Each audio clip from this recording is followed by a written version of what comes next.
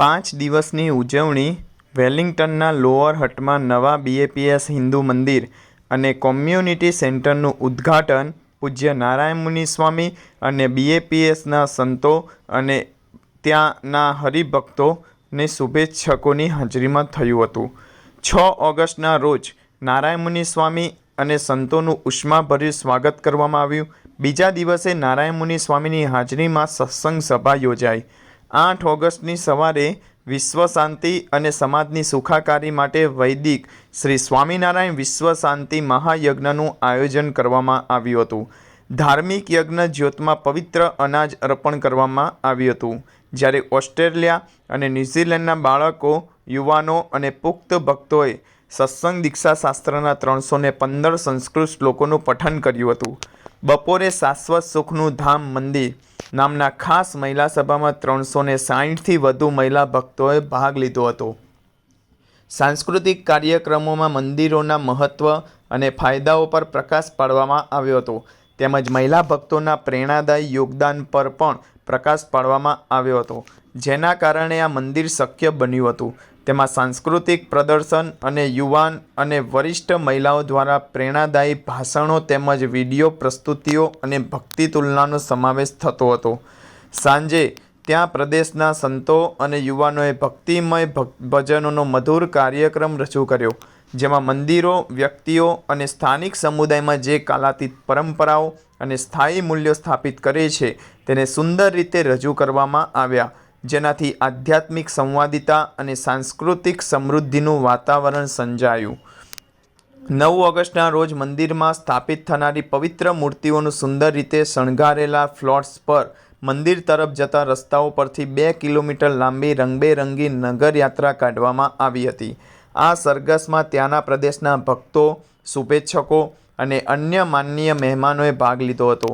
સાંજે વેલિંગ્ટનમાં BAPS મંદિરની પ્રેરણાદાયી યાત્રાની ઉજવણી માટે એક ખાસ સાંસ્કૃતિક કાર્યક્રમોનું આયોજન કરવામાં આવ્યું હતું, જેમાં મંદિરો લોકોના જીવન પર કેવી રીતે સકારાત્મકતા અસર કરે છે તેના જીવંત ઇન્ટરવ્યૂ અને સ્કિટ્સ રજૂ કરવામાં આવ્યા હતા. 10 ઓગસ્ટના રોજ નારાયણ મુનિ સ્વામી અને સંતો દ્વારા ત્યાંના પ્રદેશના ભક્તો અને શુભેચ્છકોની હાજરીમાં વૈદિક મૂર્તિ પ્રતિષ્ઠા, મહાપૂજા અને મૂર્તિ સ્થાપના વિધિઓ કરવામાં આવી હતી. ત્યારબાદ આ મહત્વપૂર્ણ પ્રસંગની ઉજવણી માટે એક સમર્પણ સભાનું આયોજન કરવામાં આવ્યું હતું. આ કાર્યક્રમમાં માનનીય ક્રિસ હિપકિન્સ, ભૂતપૂર્વ વડાપ્રધાન અને વિપક્ષી નેતા શ્રીમતી નીતા ભૂષણજી, ભારતના હાઈ કમિશનર શ્રી ગુના મુગેસન, પ્રમુખ Hindu council of New Zealand Shri Mukeshbhai Giya, જે સેકન્ડ સેક્રેટરી અને head of chancery India of high commission, અને ડૉક્ટર કાર્લોસ ચુંગ, જે સાંસદની હાજરીનો સમાવેશ થયો હતો. મહેમાનોએ BAPS અને તેના સ્વયંસેવકોના પ્રયાસો તેમજ પ્રદેશમાં ભારતીય સમુદાયના યોગદાનની હૃદયપૂર્વક પ્રશંસા કરી અને ત્યારબાદ સારંગપુરમાં 21 મે 2024ના રોજ પરમ પૂજ્ય મહંત સ્વામી મહારાજે મૂર્તિઓની વૈદિક મૂર્તિ પ્રતિષ્ઠા વિધિઓ કરી હતી. હવે આપણે પ્રમુખ સ્વામી મહારાજના જીવન ચરિત્રનું પઠન કરીશું. પ્રમુખ સ્વામી મહારાજનું ગામ પૃથ્વીના ગોળાર્ધની રીતે જુઓ તો 22.23 ઉત્તર અક્ષાંશ અને 73.09 પૂર્વ રેખાંશ પર વસેલું ચાણસદ ગામ એટલે વડોદરાની કાંધનો ક્યારો. વડોદરાથી નૈઋત્ય દિશામાં આશરે 12 કિલોમીટરની મંજલ કાપો એટલે ચાણસદનું પાદર આવે. ગામડાની ભાતીગળ વિશેષતાઓ એ પાદરમાં પગ મૂકતા જ આંગુતકને અનુભવાય. શાંત સુરમ્ય વાતાવરણ, અપ્રદૂષિત હવાની લહેરખીઓ, નીલવર્ણા જળ સંગ્રહીને હિલોવતું તળાવ, ગામડાઓની ધૂળમાંથી ઉડતી વિશિષ્ટ સોડમ, ભોળા ગ્રામીણજનોની રઘવાટ મુક્ત ચહલપહલ, નીચા નળિયાળા ખોરડા, તેની વચ્ચે વટ વેરતા ધાબાબંધ પાકા મકાનો, ઘણીવાર ઘરના ઉંબરે જ ધોવાતા વસ્ત્ર વાસણોને કારણે ગલીએ ગલીએ પાતાળ ઝરણાની જેમ ફૂટી નીકળેલા પાણીના રેલાઓ, પાતળીએ નહીં ને પહોળીએ નહીં એવી શેરી, ક્યાંક પાકી તો ક્યાંક કાચી, મધુર ઘંટાવરોથી ગામના ગગનને ભરતા રહેતા 2-4 દેવાલયો, 2 હાથના ટેકે ગોઠણ બાંધીને કે ઉબળક પગે બેઠેલા ગ્રામજનોની અલક મલક વાતોથી ઉભરાતો પંચાયતનો ચોરો, હરોળબંધ ઓરડા કાઢીને બાંધેલી નિશાળ ગ્રામજનોની તૃષા સંતોષતું વારીગૃહ.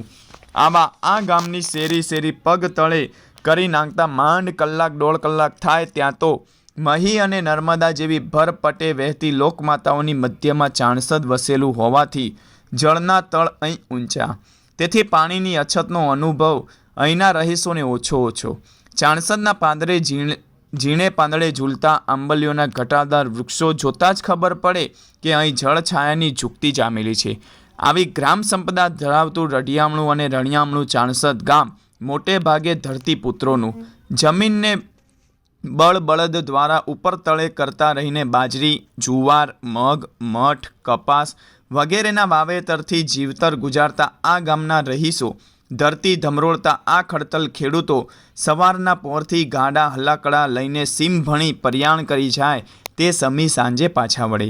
લુગડે લત્તે અને પગરખા પહેરણે બિલકુલ ગ્રામીણ જ દિશે. તેઓના આ ચાણસદમાં આંખને આકર્ષે અને હૃદયને થંભાવી દે એવું કશું જોવા ન મળે. તેમ છતાં આ ભૂમિની ભીતરના સત્વ તત્વને જાણે પીછાણતા હોય તેમ શ્રીજીના નંદ પરમહંસો અહીં પધારેલા. ગુણાતીત ગુરુઓનું આ ગોકુળિયું ગામ. ભગતજી મહારાજ અહીં 32 વાલ આવેલા. સંવત 1944ની સાલમાં તેઓના જ વરદ હસ્તે આ ગામમાં હનુમાનજીની પ્રતિષ્ઠા થયેલી. સત્પુરુષના હેતની આ અખંડિત દ્વાર શાસ્ત્રીજી મહારાજના સમયમાં પણ અવિરત રહી. સંવત 1961ના વર્ષે શાસ્ત્રીજી મહારાજને મોઢામાં ગરમીને લીધે ચાંદા પડી ગયા હતા. તે વખતે ચાણસદના મનસુખભાઈએ તેઓને કહેલું કે આપને 3 માસ દૂધનો પ્રયોગ કરવો પડશે તો જ આ ગરમી મળશે. ત્યારે શાસ્ત્રીજી મહારાજ ચૈત્રી સમયે વરતાલ ન જવું અને વૈદના આગ્રહથી ચાણસદના મંદિરમાં રહી આ પ્રયોગ કરવો એમ નક્કી કરીને ચાણસદ પધારેલા. મનસુખરામે શાસ્ત્રીજી મહારાજની સારવાર સારું ખાસ એક નિરોગી ગાય રાખી હતી. તે ગાયનું દૂધ સવાર સાંજ તેઓ શાસ્ત્રીજી મહારાજને આપતા. સાંજે દવા અને શેરડી આમ ચિકિત્સા પ્રક્રિયા શરૂ થયેલી. તે વખતે એક ધારું 1.5 મહિના સુધી શાસ્ત્રીજી મહારાજ ચાણસદ રોકાયેલા અને કથા વાર્તાનો અખાડો જમાવેલો. આ ગલભાઈ, કાળીદાસભાઈ, મોતીભાઈ એટલે પ્રમુખ સ્વામી મહારાજના પૂર્વાશ્રમના પિતાશ્રી, આ વગેરે ભક્તો શાસ્ત્રીજી મહારાજની સેવા કરી ધન્ય થયેલા.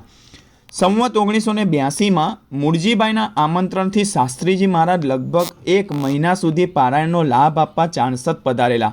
આવી હતી તેઓને આ ગામ વિશે લાગણી. બ્રહ્મ સ્વરૂપ યોગીજી મહારાજ પણ જૂનાગઢથી શાસ્ત્રીજી મહારાજ પાસે આવ્યા બાદ ચાણસદમાં 1 વર્ષ સુધી રહેલા. તે સમયની પોતાની દિનચર્યાની સ્મૃતિ કરાવતા તેઓએ ચાણસદમાં જ કહેલું કે અહીં 1 વર્ષ લાગટ રહેલો.